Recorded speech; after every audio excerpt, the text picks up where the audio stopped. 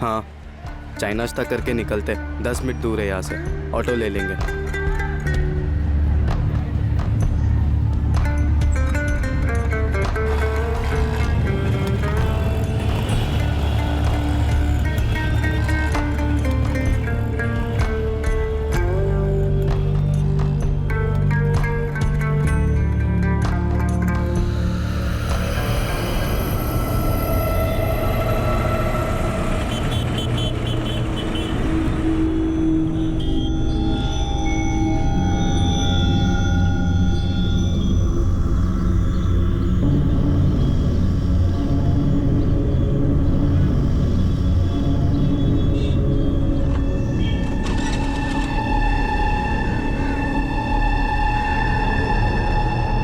Licence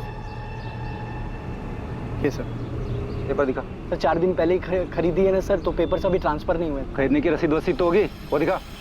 sir ये रसीद है सर, सेकेंड हैंड खरीदी है सर, कैश देके, वो भी गैरेज से सर, तो यही रसीद है सर। ये रसीद है? हाँ सर, यही रसीद है। पहले ओनर के पेपर की कॉपी तो होगी, वो दिखा। सर पुराने ओनर का कोई पेपर नहीं है सर, यही रसीद है सर, गैरेज से खरीदी है सर। तो लाइसेंस जमा कर लेता हूँ, आराम से ट्रांसफर करा।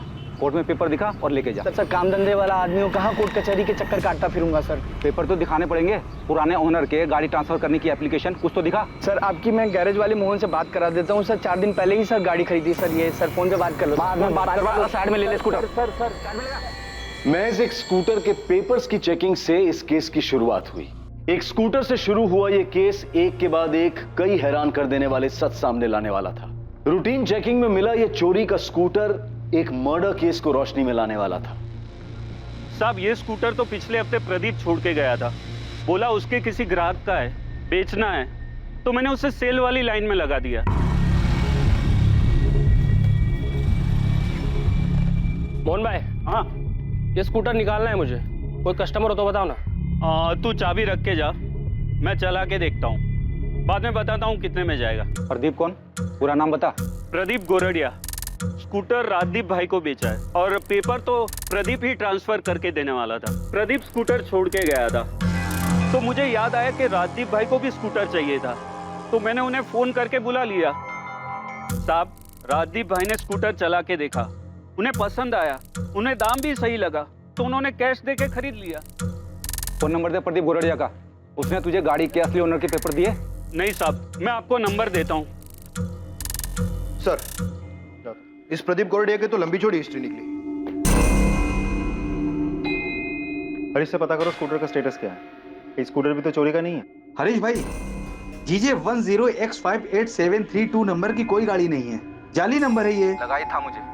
चौहान भाई मैंने जो चेसिस नंबर दिया उसे चेक कराइए, ये प्रदीप गरोड़िया बाइक चोर है, पक्का स्कूटर चोरी का है। बिल्कुल सही कह रहे हैं आप, चेसिस के नंबर से रजिस्ट्रेशन निकाला मैंने। स्कूटर का ओरिजिनल नंबर है GJ 03R24398।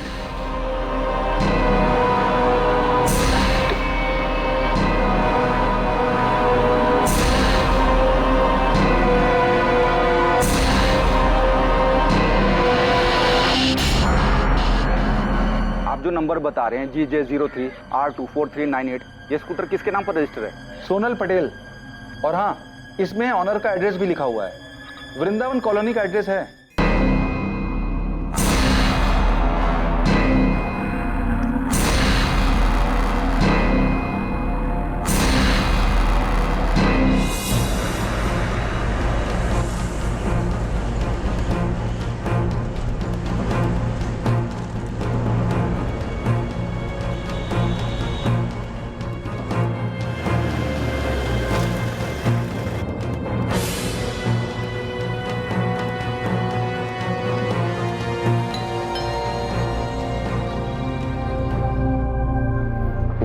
सोनल पटेल का घर यही है? हाँ, छोटी बहन है मेरी। उसका स्कूटर चोरी हुआ है, पर चोरी की रिपोर्ट हमें कहीं नहीं मिली। हमने स्कूटर चोरी होने की कोई रिपोर्ट नहीं लिखवाई। स्कूटर सोनल के नाम ही है ना? बुलाइए उसे, कहाँ है वो? घर पर नहीं है, वो घर छोड़कर भाग गए। हमें तो ये भी नहीं पता था कि स्कूटर चोरी हुई है, हमें लगा कि वो स्कूटर लेकर भाग गई है। सोनल भाग गई तो आपने उसकी रिपोर्ट तो लिखवाई होगी? नहीं लिखवाई।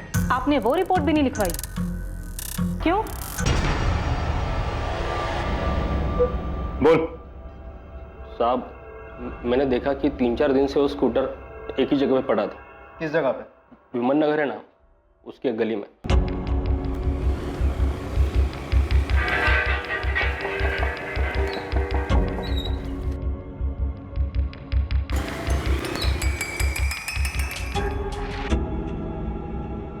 साहब, 3 दिन बराबर से जाके चेक किया मैंने, स्कूटर वहीं पे खड़ा था। फिर मैं समझ गया कि ये सोसाइटी में किसी का नहीं है।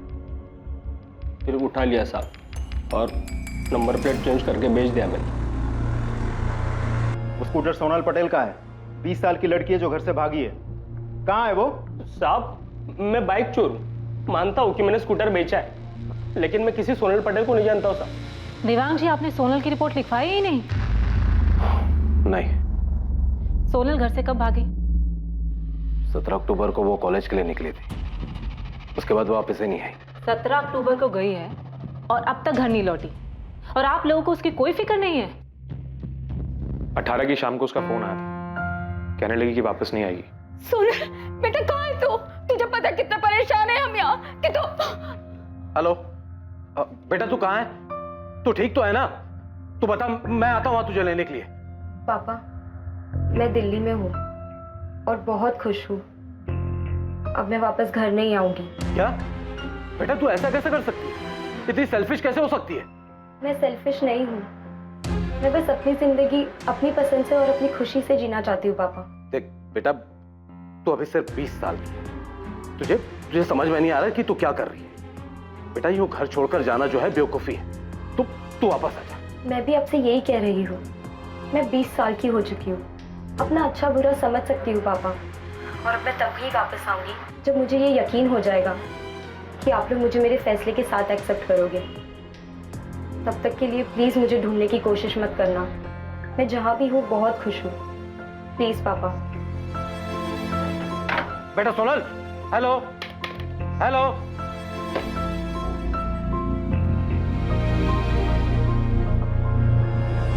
वो अपनी मर्जी से घर से भागी थी, वो खुश थे, तो क्या करते हैं? जबरदस्ती अपनी बेटी को घर वापस लेकर आते हैं, जबकि ये फैसला उसका खुद का था घर से भागने का। वो अपने मन की करके खुश है, और हम यहाँ सुरेश भाई और उनके परिवार वालों के सामने सर झुकाए बस माफी मांग रहे हैं। वे पिछले महीने 12 सितंबर को उसकी सगाई हुई थी अजय के साथ।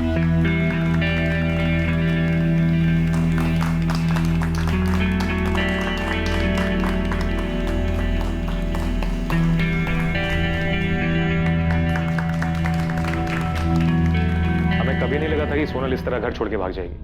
हमें तो ये भी नहीं पता था कि वो स्कूटर लेके गई है या स्कूटर छोड़ के गई। स्कूटर तो हमें मिल गया, पर सोनल नहीं। सोनल के घर से भाग जाने की कोई खास वजह? देखिए, सोनल की एंगेजमेंट हो चुकी थी, तो जाहिर सी बात है कि वो इस रिश्ते से खुश नहीं थी। सोनल का कोई बॉयफ्रेंड?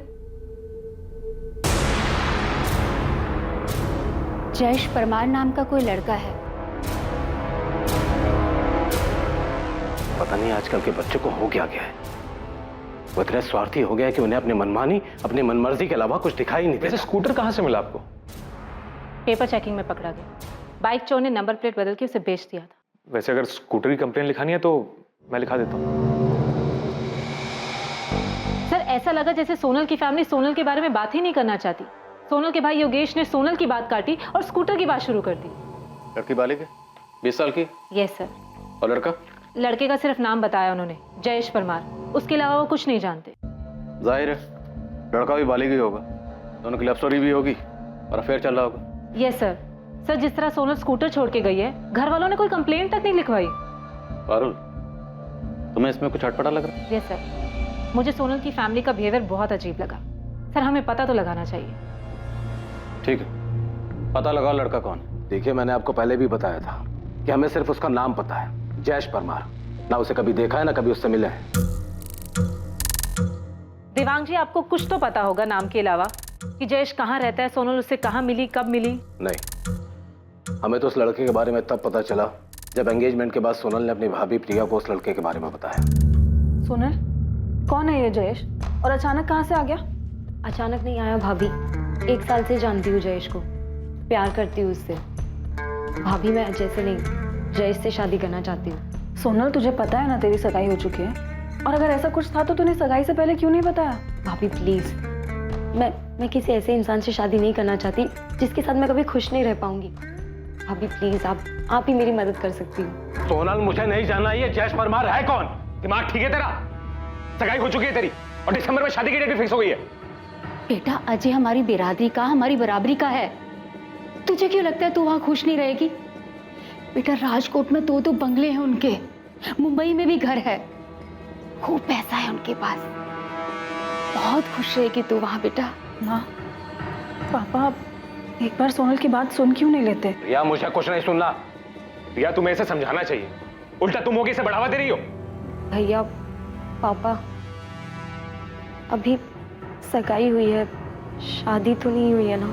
आप प्लीज एक बार जयेश से मिल तो लो। मुझे किसी से नहीं मिलना। मैंने बहुत सोच समझकर अजय के साथ तुम्हारा रिश्ता तय किया है।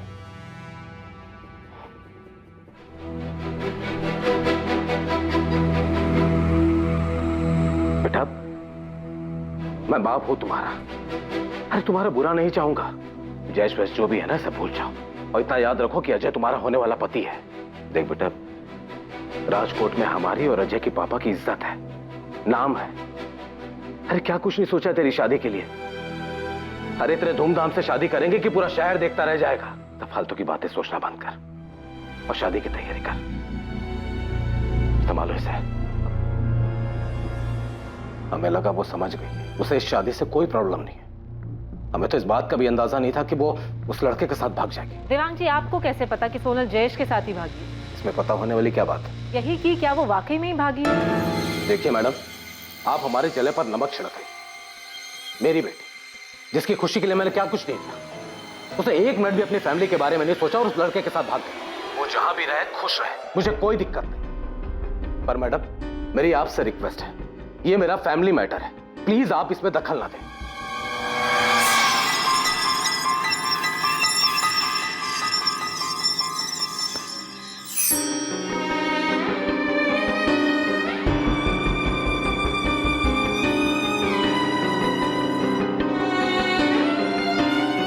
शरद, अभी मत जा। सेठ का मूड ठीक नहीं है। सर, कुछ तो गड़बड़ है। सोनल के पापा का बिहेवियर मुझे बहुत अजीब लगा। पारुल, मैं खबरियों को देवांग पटेल के पीछे लगाता हूँ। तुम सोनल की भाभी प्रिया से बात करो, पता करो कि उन्हें कैसे पता कि सोनल जयेश के साथ भागी, और ये भी पता करो कि सोनल कौन से कॉलेज में पढ़ती है। ठीक है सर।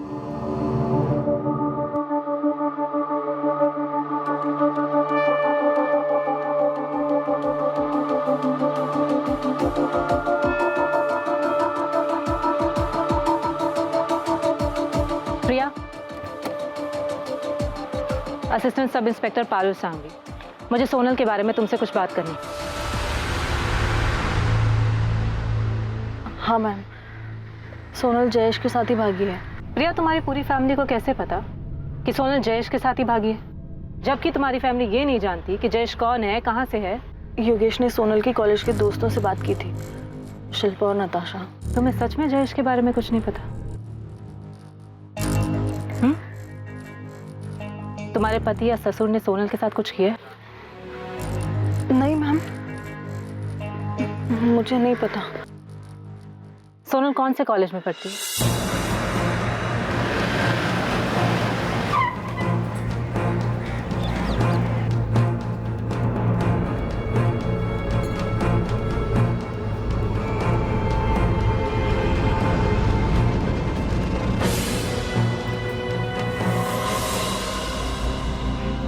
हाँ मैम, सोनल के भैया ने मुझे कॉल किया था, और जिस दिन से सोनल ने कॉलेज आना बंद कर दिया है उसी दिन से जयेश परमार भी कॉलेज नहीं आया था, और मैंने ये बात योगेश भैया को बताई भी थी। तो इसका मतलब उन दोनों ने भागने की प्लानिंग पहले से ही कर रखी थी?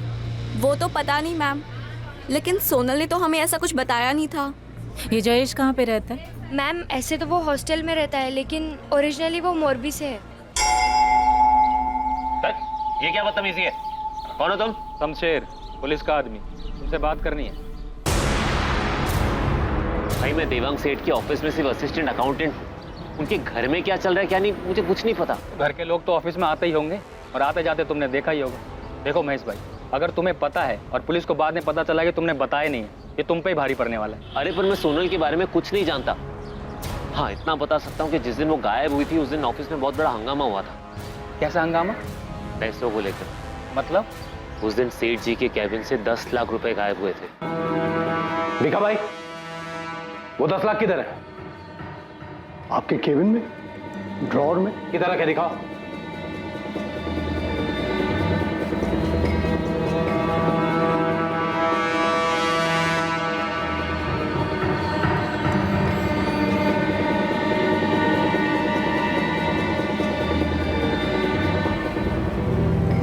सेठ, पैसे तो यहीं रखे थे, एक बड़े से एनवेलप में। मैंने खुद अपने हाथों से रखे थे। रखे थे तो दो ना।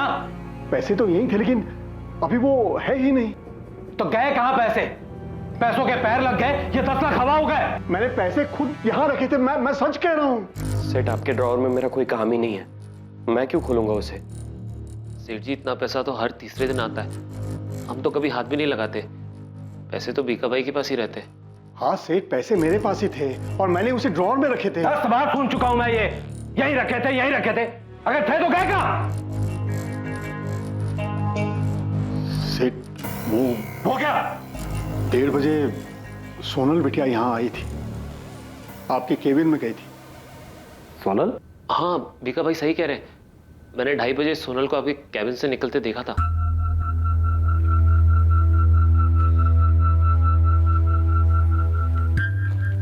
सोनल यहाँ क्यों आई थी? और मेरे केबिन में क्या कर रही थी? उसने कहा कि उसे आराम करना है। अरे सोनल बेटिया, जय श्री कृष्ण। आज तुम यहाँ कैसे? जय श्री कृष्ण काका। वो मेरी ना क्लास है एक्चुअली 2:30 बजे, तो 1 घंटा है मेरे पास, सोचा ऑफिस आकर पापा के कैबिन में आराम कर लूँ। लेकिन सेठ तो आज ऑफिस में नहीं है, साइट पर गए। ओ ठीक है, तो आप कैबिन खुलवा दीजिए, मैं थोड़ी देर आराम करके चली जाऊंगी। ठीक है।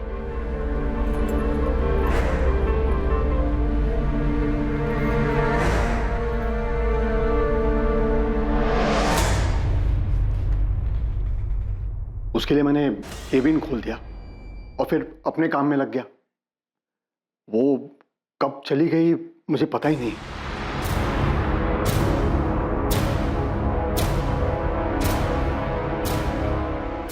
आप जे नंबरનો સંપર્ક કરવા માંગો છો એ ઉપલબ્ધ નથી।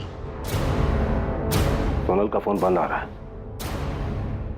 भिखा भाई, सोनल मुझसे बिना पूछे 10 लाख रुपए लेकर जाएगी। सेठ मुझे सचमुच नहीं पता क्या हुआ था। सेठ मैंने तो सोनल को जाते वक्त भी नहीं देखा। सेठ जी बहुत परेशान थे, तभी के तभी ऑफिस से निकल गए। सोनल उसी दिन गायब हुई थी क्या? हाँ, हमें अगले दिन पता चला कि सोनल भाग गई है। सच में भाग गई है?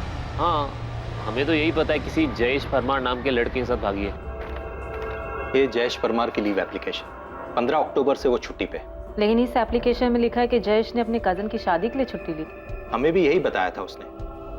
Jayesh Parmar 3rd year commerce और Sonal Patel 2nd year commerce की स्टूडेंट है। अभी जब आपने बताया तो हमें पता चला कि वो दोनों भाग गए हैं। सोनल पटेल के क्लासमेट नताशा और शिल्पा ने भी हमें कुछ नहीं बताया। सर मुझे जयेश परमार के मोरबी वाले घर का एड्रेस मिल सकता है? अभी ये मामला थोड़ा सीरियस लग रहा है। सीरियस तो है साहब। सर स्कूटर की चोरी की कार्रवाई तो चल ही रही है, लेकिन मुझे लगता है हमें सोनल और जयेश के गायब होने की जांच भी करनी चाहिए। साहब ये मामला बहुत अजीब है। वो तो लड़की गायब है, लेकिन उसकी फैमिली में से किसी ने भी मिसिंग कंप्लेन नहीं की, और लड़के की फैमिली में क्या हो रहा है ये भी किसी को नहीं मालूम। हाँ पर कॉलेज से कुछ पता चला? सर जयेश ने 15 अक्टूबर से 15 दिन की छुट्टी की एप्लीकेशन दी थी अपने किसी कजन की शादी में जाने के लिए, लेकिन सर उसका ऐसा कोई कजन है ही नहीं, और जयेश के माँ बाप को तो ये आइडिया भी नहीं है कि उनका बेटा जयेश हॉस्टल में नहीं है। मतलब कॉलेज वालों को ये लगता है कि वो छुट्टी पे घर गया है और घर वालों को लगता है कि वो हॉस्टल में है। जी सर। सर मैं जयेश के माँ बाप से मिलने मोरबी जा रही हूँ। सर पक्का यहाँ कुछ तो बहुत बड़ी गड़बड़ है।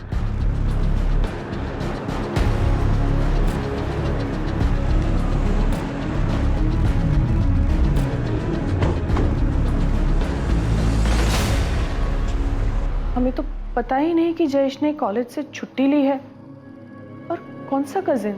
वो 17 अक्टूबर से गायब है और आज 30 तारीख है। आपने एक बार भी अपने बेटे को फोन नहीं किया? नहीं, क्योंकि हमेशा वही फोन करता है, और इस बार जब उसने फोन नहीं किया तो हमें लगा कि वो शायद पढ़ाई में बिजी होगा। मेरा बेटा जयेश हॉस्टल में नहीं है तो कहाँ है? उसका तो फोन भी बंद आ रहा है। इतने दिन में आपने अपने बेटे को एक बार भी फोन नहीं किया? आज जब हमने आकर आपसे पूछा तो आपको पता लगा। हमें राजकोट में एक स्कूटर मिला है जो सोनल पटेल के नाम पे है। जब हम उसके घर गए तो हमें पता लगा कि सोनल पटेल घर से भागी है और वो आपके बेटे जयेश के साथ भागी है। जयेश ऐसे कैसे कर सकता है? उसे मैंने बहुत समझाया था जब सोनल के बारे में उसने मुझे बताया था। तू कॉलेज से छुट्टी लेकर ये बताने आया है कि तुझे शादी करनी है किसी सोनल पटेल से। सोनल पटेल?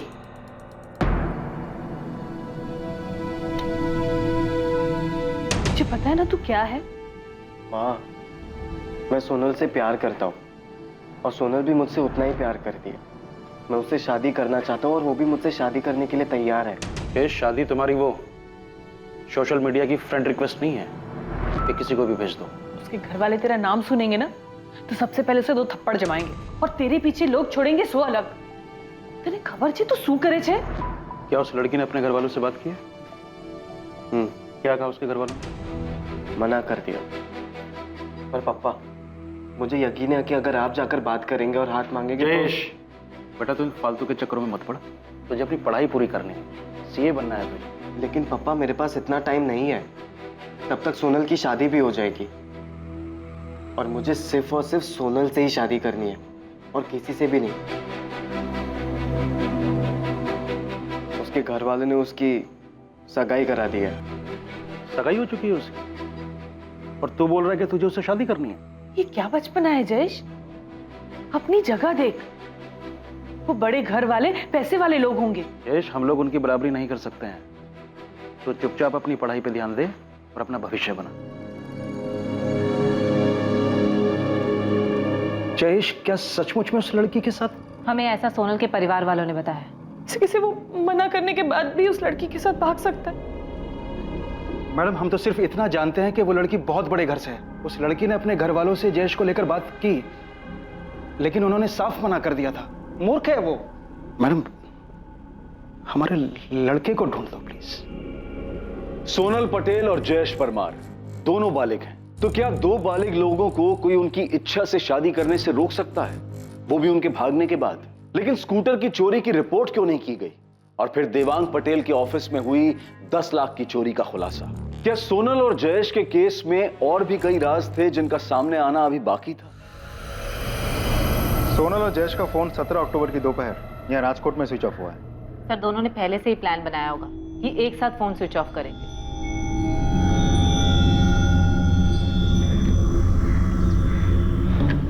सोनल, हमें फोन भी फेंकना होगा। मैंने देखा है पुलिस फोन के IMEI नंबर से लोकेशन ट्रेस कर लेती है। ठीक है, तो फिर हम फोन यहाँ नहीं कहीं और फेंकते हैं। Parul, yes sir. You are right. Sonal और जयेश दोनों का फोन एक साथ एक ही लोकेशन पे स्विच ऑफ हुआ है। और सर, दोनों भागकर दिल्ली तो बिल्कुल नहीं गए। मैं दिल्ली में हूँ और बहुत खुश हूँ। सर, देवांग पटेल के फोन रिकॉर्ड में 18 अक्टूबर की शाम को जो कॉल आया था वो कॉल सोनल ने दिल्ली से नहीं बल्कि सूरत के एक PCO से किया था।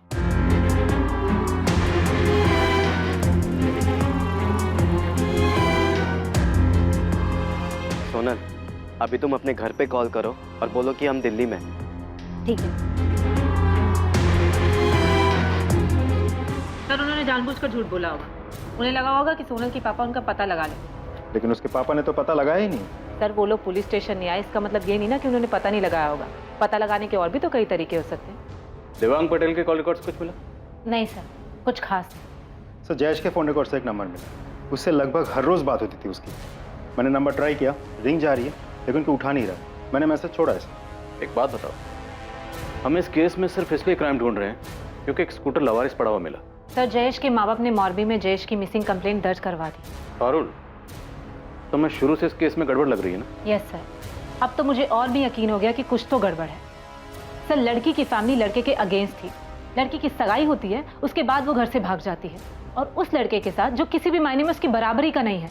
सर, अगर क्राइम नहीं भी हुआ है तो भी हमें पता तो करवाना ही चाहिए कि सोनल और जयेश सेफ हैं या नहीं।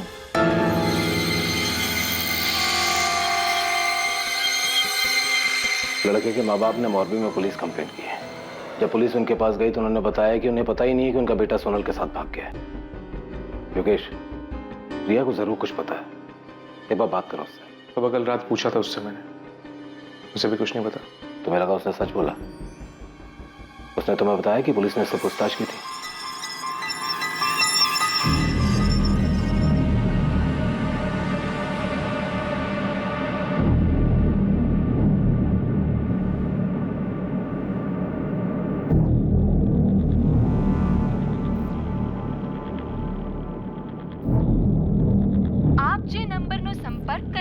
માંગો છો એ ઉપલબ્ધ નથી.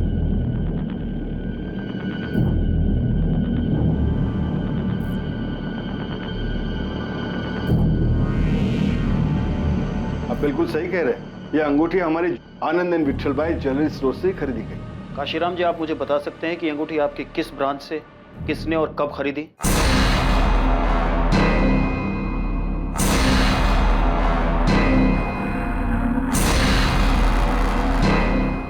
ये आप हमसे किस तरह के उल्टे सीधे सवाल पूछ रहे हैं? हमने जयेश के साथ शादी करने से मना किया तो बिना बताए घर से भाग गई। सोनल 20 साल की बालिग है, हम क्या करते? ये लाइन बोलकर लोग अक्सर पुलिस पे इल्जाम लगाते हैं कि पुलिस कह रही है कि लड़की बालिग है इसलिए हमने कार्रवाई नहीं की, लेकिन यहाँ तो मामला उल्टा। आप खुद ही कह रहे हैं कि आपकी बेटी बालिग है इसलिए आपने कुछ नहीं किया। मैंने बताया ना आपको कि सोनल ने हमें फोन करके कहा कि हमारी जिंदगी में दखल ना दे। सर वो बोल रही है कि वो दिल्ली में, आप लोग बोल रहे हैं कि कॉल रिकॉर्ड से पता चला कि उसने फोन सूरत से किया। हम लोग नॉर्मल लोग हैं सर, हमें कैसे पता चलेगा वो सच बोल रही है झूठ? आप लोग कभी इसकी फिक्र नहीं होती? आपकी बहन आपकी बेटी कहाँ है, कैसी है? ठीक ही होगी, 10 लाख लेकर भागी है। वैसे ये बात तो आपको ही पता चली, और ये बात आप लोगों ने हमें नहीं बताई। जो भी है, बेटी मेरी, पैसा मेरा, फैसला उसका। वो फैसला जिसमें मेरा कोई योगदान नहीं, ना अच्छा ना बुरा। वैसे मैं समझ सकता हूँ क्या पूछना क्या चाहते हैं। अगर आप उसे ढूंढ लाते हैं ना तो ले आइए, मुझे कोई दिक्कत नहीं। वैसे भी उसने जयेश परमार के साथ शादी कर ली, अजय के साथ तो उसका रिश्ता हो नहीं सकता, पर इसके बाद भी मैं उसे आशीर्वाद ही दूंगा। हमारे पास जयेश परमार की मिसिंग कंप्लेंट आई और आपकी बेटी जयेश परमार के साथ भागी। तो देवांग पटेल और योगेश, मैं आप लोगों से सीधा सीधा सवाल पूछता हूँ, सोनल और जयेश जहां भी हैं सुरक्षित है, सेफ? ये हमें कैसे पता होगा? मैंने बताया ना कि सोनल ने फोन करके कहा कि वो जयेश परमार के साथ शादी कर रही है, हम उसकी जिंदगी में दखल ना दे, बस।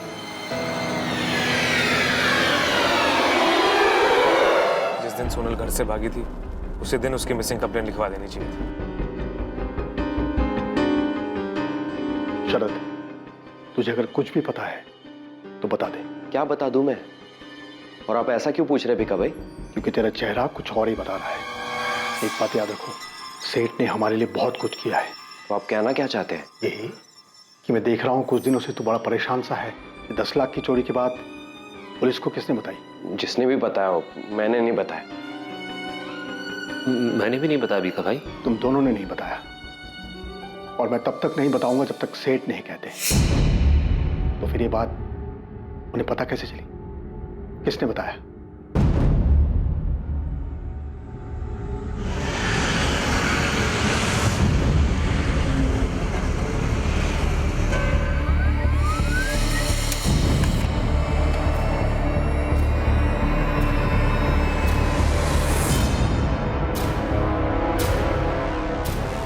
सर, आप जिस अंगूठी की बात कर रहे हैं वो इसी लड़की ने हमारी राजकोट वाली ब्रांच से खरीदी थी। देखिए, आपकी राजकोट वाली ब्रांच के पास इसकी डिटेल्स तो होंगी। कौन है ये, कहाँ रहती है, कुछ बता सकते हैं आप? नहीं सर, बिल तो नहीं। वो लड़की ने कैश पेमेंट की थी।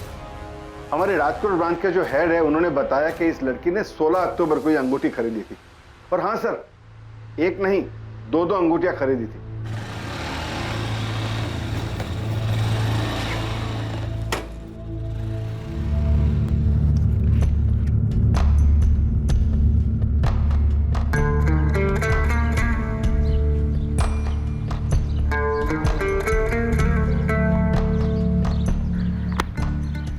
ये देखो, ये रिंग मैं तुम्हें पहनाऊंगी और ये वाली तुम मुझे, फिर हमारी सगाई हो जाएगी। सोनल, इसकी जरूरत नहीं थी। मेरा मतलब है अभी हमें सेटल होना है, तो हमें पैसों की जरूरत है, और वो भी बहुत सारे पैसों की।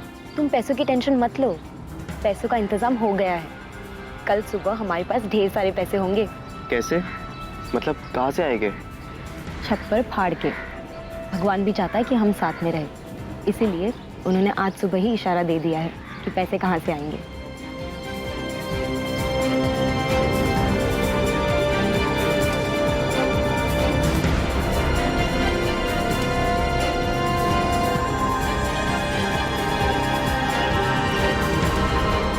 रवि, इस लड़की ने ये अंगूठी राजकोट से खरीदी थी। फौरन अपनी एक टीम लगाओ और पता करो कि ये लड़की कौन हो सकती है। जी सर।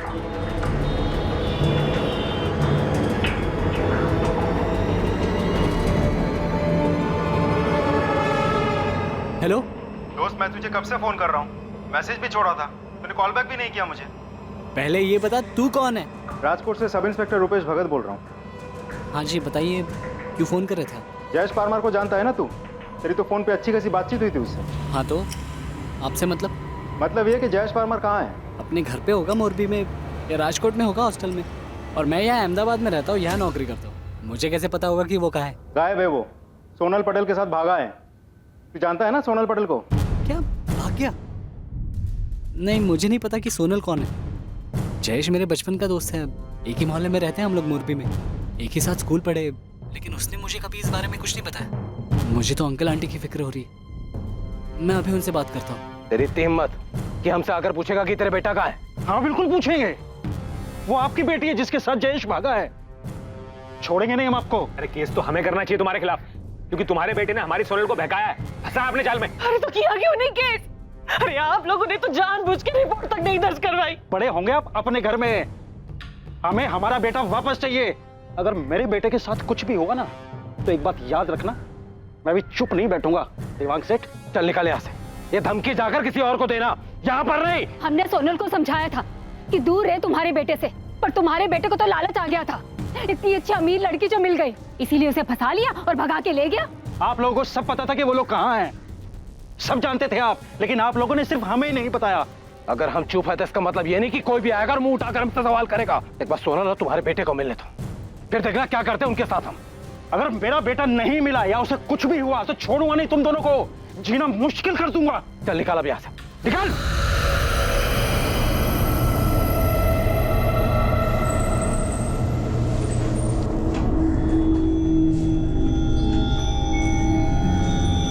अब गांधीनगर क्राइम ब्रांच भी सोनल पटेल को ढूंढ रही है। ये फोटो भेजा उन्होंने। क्यों? वो क्यों ढूंढ रहे हैं? मैडम 2 दिन पहले 3 नवंबर को गांधीनगर के पास जो मैसाना रोड पे जंगल है, वहां 2 डेड बॉडी मिली।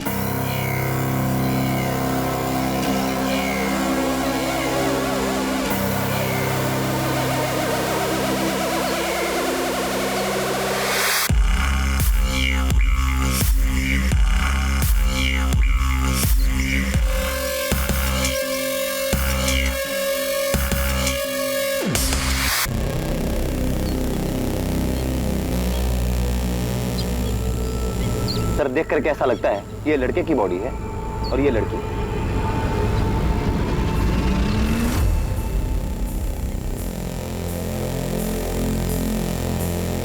बोला तुम्हारे पास दोनों बॉडीज हैं? हाँ रघुवंशी, दोनों बॉडीज हैं।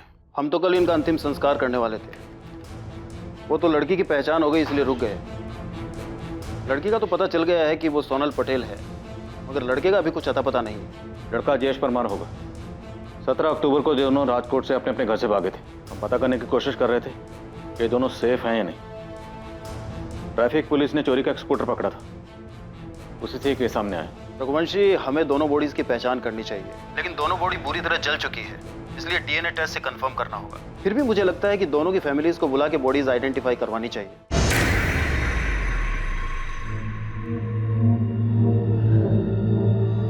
हम बॉडी तो दिखा सकते हैं, पर यह बुरी तरह जली हुई। मैं देखना चाहती हूँ।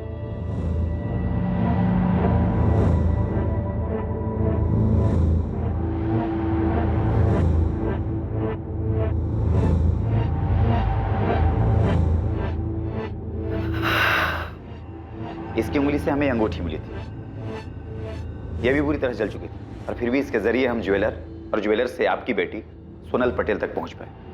क्या किसी को भी नहीं पता था कि सोनल और जयेश कहाँ पर है?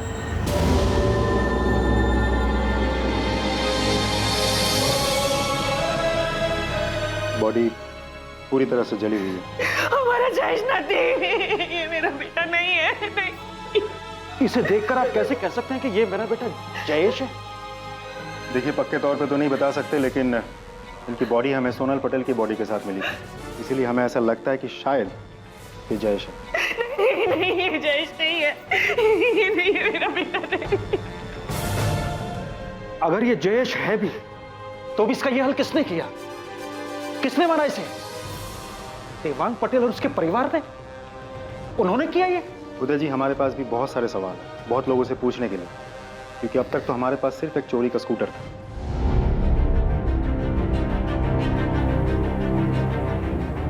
17 अक्टूबर को सोनल पटेल और जयेश परमार अपनी एक अलग दुनिया बसाने का सपना लेकर राजकोट से निकलते हैं। पर 3 नवंबर को घर से भागने के लगभग 2 हफ्ते बाद गांधीनगर के पास सोनल पटेल और जयेश परमार की जली हुई लाशें मिलती हैं। उस वक्त दिवाली का त्योहार था और हर तरफ जश्न का माहौल था और 2 परिवार अपने बच्चों की भयानक मौत के शोक में डूबे हुए थे।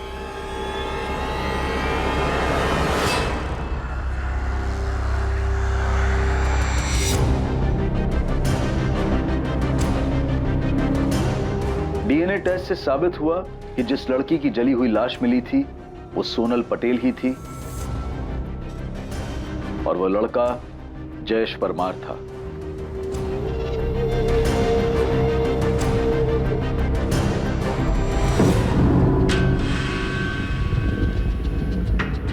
ये दोनों बॉडीज की पोस्टमार्टम रिपोर्ट है प्लीज। दोनों को गला घोट के मारा गया, उसके बाद लाशों को जला दिया गया। सर, दोनों की बॉडी पर कुछ नहीं मिला सिवाय सोनल की अंगूठी के? नहीं, कुछ नहीं मिला, पर फाइनली इस अंगूठी ने हमें सोनल तक पहुंचा दिया। कातिल ने जानबूझ के दोनों की बॉडीज पर कुछ नहीं छोड़ा होगा। ये अंगूठी भी गलती से उससे छूट गई होगी।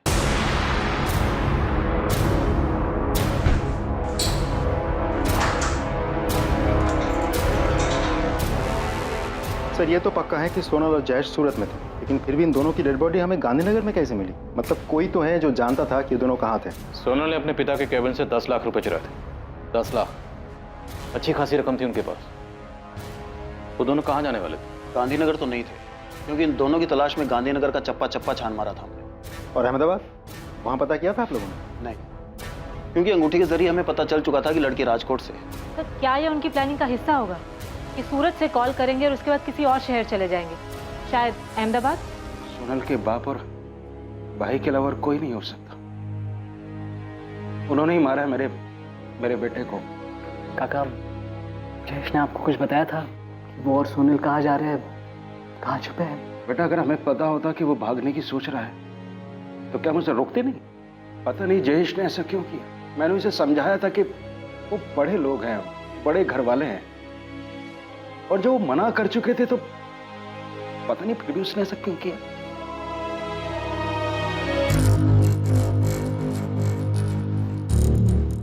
क्या है? बीका भाई, आपसे एक बात करनी थी। पुलिस का एक खबरी शमशेर बहुत दिनों से मेरे पीछे पड़ा हुआ है। अच्छा, तो ही था जिसने 10 लाख की चोरी वाली बात उन्हें बताई है। बीका भाई, मैं क्या करता, मुझे बताना पड़ा। और क्या क्या बताया? नहीं, और कुछ नहीं बताया, पर मुझसे बार बार पूछ रहा था सेठ जी के घर में क्या चल रहा है। सेठ जी और उनके परिवार वाले वैसे ही बहुत दुखी हैं, उन्हें और दुख नहीं पहुंचना चाहिए, इसलिए अपना मुंह बंद रखना सीख।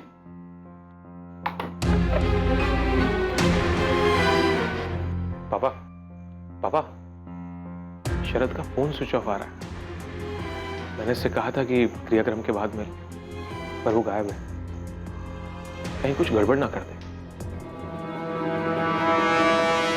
मैं आपको अपना नाम नहीं बता सकती, लेकिन मैं सोनल और जयेश के बारे में कुछ जरूर बता सकती हूँ। क्यों? तुम नताशा पुरोहित हो या शिल्पा अजमेरा? क्यों अपनी पहचान छुपाने की कोशिश कर रही हो? देखिए, मैंने आपको शुरू में ही बता दिया था कि मैं आपको अपना नाम नहीं बता सकती। मैं सोनल और जयेश के बारे में कुछ बताना चाहती हूँ।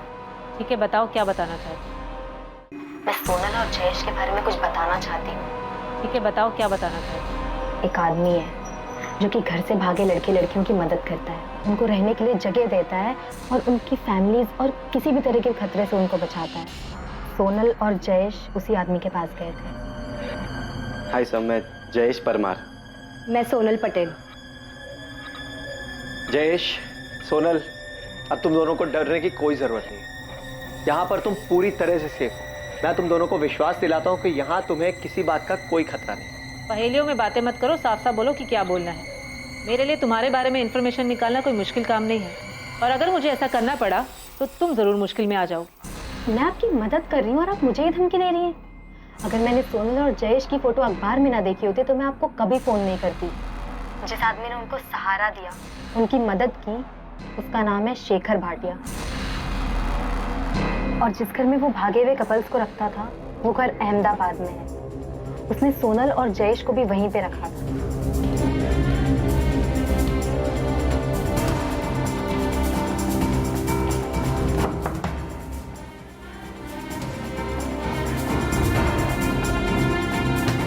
सोनल, जयेश, आओ आओ। ये तुम लोगों का बेड है और ये कबर्ड। जब तक तुम्हारा दिल चाहे तब तक यहाँ रह सकते। और हाँ, चिंता करने की कोई जरूरत नहीं। इस जगह पे तुम दोनों बिल्कुल सेफ।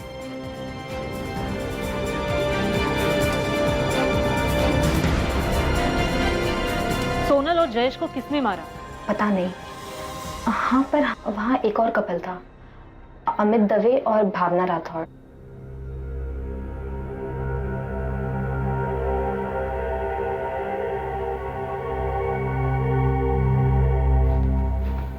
भावना, मैं नीचे होकर आता हूँ। ठीक है।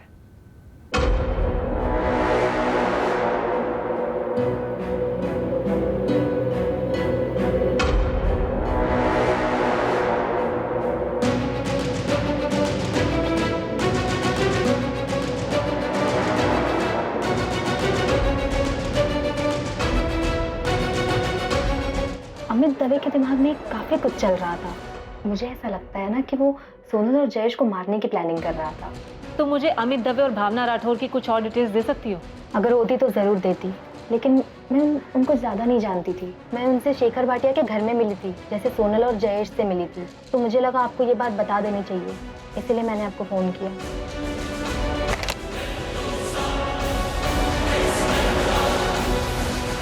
घर से भागा हुआ एक और जोड़ा अमित और भावना जयेश और सोनल का मर्डर करेंगे। मकसद? सर मकसद पता नहीं, लेकिन हमें अहमदाबाद के शेखर भाटिया का पता लगाना चाहिए। शायद वहां से हमें कोई क्लू मिल जाए। सर, देवांग पटेल के ऑफिस का एक एम्प्लॉई है, शरद राजपूत। कुछ कन्फेस करना चाहता है लेकिन छुपा बैठा है। उसे डर है कि देवांग पटेल उसको नुकसान पहुंचा सकते। देवांग पटेल का इतना डर कि उसके डर की वजह से एक आदमी छुपा बैठा। सर, मैंने सेठ की डर से अपना फोन भी स्विच ऑफ कर दिया। मुझे बहुत डर लग रहा है सर। शरद, तुम्हें सोनल और जयेश के मर्डर के बारे में पता था? सर, मुझे जो कुछ भी पता है मैं सब कुछ बता दूंगा आपको, लेकिन आपको मेरी बात का विश्वास करना पड़ेगा। अरे पहले तुम सामने तो आओ, या फिर हमें बता दो तुम कहाँ छुपे बैठे हो। तुम्हें लेने हम वहाँ आ जाएंगे। शरद, विश्वास के लिए तुम्हारे सच बोलने की जरूरत है। अगर तुम सच बोलोगे तो हम जरूर विश्वास करेंगे। सर, उसके बाद शरद ने फोन स्विच ऑफ कर दिया, लेकिन उसने कहा कि कल पुलिस स्टेशन आएगा। शरद का नंबर ट्रैक करो, पता लगा उसने ये फोन कहाँ से किया। बच के नहीं निकलना चाहिए और हमसे पहले वो किसी और के हाथ नहीं लगना चाहिए। सर, फारूक, अहमदाबाद में अपने आदमियों को काम पे लगाओ। पता लगाओ ये शेखर भाटिया कौन है जो घर से भागे हुए प्रेमी जोड़ियों को प्रोटेक्शन देता था। जयेश और सोनल उस तक कैसे पहुंचे और कातिल जयेश और सोनल तक कैसे पहुंचे।